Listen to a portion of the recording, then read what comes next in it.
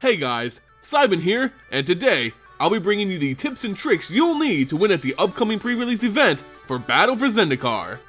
Remember guys, I'm a pro here, so if you follow these instructions, I guarantee you'll win at your pre-release event. The weekend is fast approaching, so let's get right into it. First, let's look at what you'll get at this sealed event. The first thing you'll receive is this Battle for Zendikar artifact deck box. It's pretty nice, better than a majority of the boxes given out at these events. You'll find that it's a standard deck box, large enough to fit your constructed deck along with your extras. Inside the deck box, you'll get a really nice foil divider to keep your deck separated from your other cards. You'll also find 6 sealed Battle for Zendikar packs. And it's from these packs that you'll construct the deck you'll use throughout the night. Along with the packs, you'll also find a pre-release promo foil. This can be any different rare or mythic card from the set, and it'll even have the date of the pre-release event stamped onto the card itself. I'm of course looking forward to pulling my Ulamog promo, which I'm guaranteed to get, cause as I said, I'm pro. And lastly, at the bottom of the deck, you'll find a compartment for the hidden treasures of Zendikar. No, I'm not referring to an expedition land, but a special 20-sided die. Just as good though, right? Oh, and you'll also get a story sheet with deck building tips. But you won't be needing that because you've already learned the story from me and now you'll learn how to win.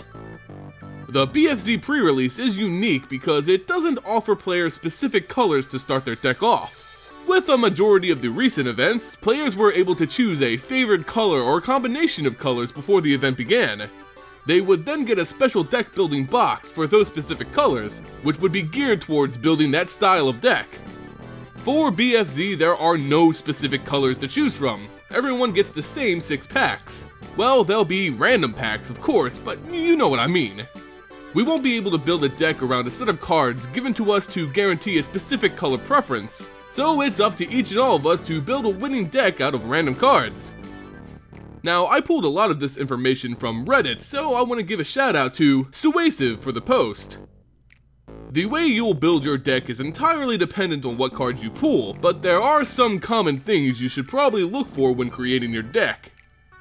BFZ is a much slower format when compared to what's out there in Standard, so if you're going into this weekend thinking, oh, I'll just make a red aggro burn deck and win all night, you may want to reconsider.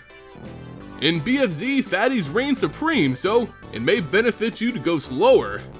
You also should know that flavor isn't always the best when building to win. Sure, it would be cool to go construct a full rally deck with allies out the wazoo, but sometimes that isn't practical. You need to keep your mind open and mix and match whenever you can. It's okay to put allies and Eldrazi together in the same deck, it could even be beneficial. Remember, rally works with all of the creatures you control, and not just your allies. You can pump up a bunch of 1/1 Eldrazi Scions with rally effects and really turn into a scary force. Also, rally works on creatures you have on the field and can only be triggered when you summon another ally, so summoning an Eldrazi won't trigger it, but Eldrazi you already have out will benefit from it. You may be tempted to run a 5-color deck in this format, which could work should you get enough dual lands to support it. I always think that 5 is just too much. You won't be able to reliably get the mana you need for your hand, especially in a 40-card deck. As cool as it may be, I'd have to say avoid running 5 colors unless you're pulling a lot of colorless cards. That brings me to my next tip. Eldrazi are insane for this format. The fact that many are colorless, or at least have minimal color requirements, means that you can run them in almost any deck. They can produce tokens, mill your opponent, and give you really powerful effects. Many Eldrazi also buff other colorless creatures, which synergizes strangely enough with Awakened Lands. Awakened Lands, while producing colored mana, are in fact colorless creatures. So those little Eldrazi guys who buff colorless creatures' attack and defense suddenly have more to buff than just Eldrazi. Like I said, this format is a lot slower, which means creatures with once unplayable mana cost will be more relevant at this pre-release event.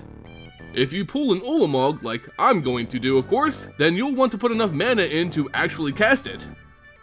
When you build a large fatty creature deck, you may want to consider placing a lot of landfall cards in as well.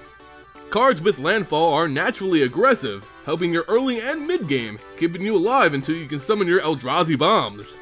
Lands will play a huge role in this pre-release event, and not just as mana fixers. Look at them like they're another creature, or another trigger, or how you'll win the game in a few more turns.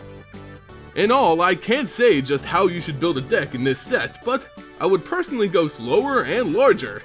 Look for great landfall creatures and huge bombs, and fill your deck with lands and spells to support them.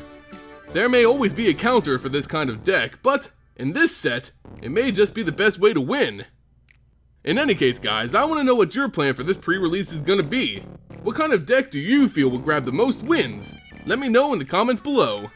If you enjoyed this video, please give it a like, share, and subscribe to the channel. It goes a long way in supporting future content. As always, thank you all so much for watching, and I'll see you next time.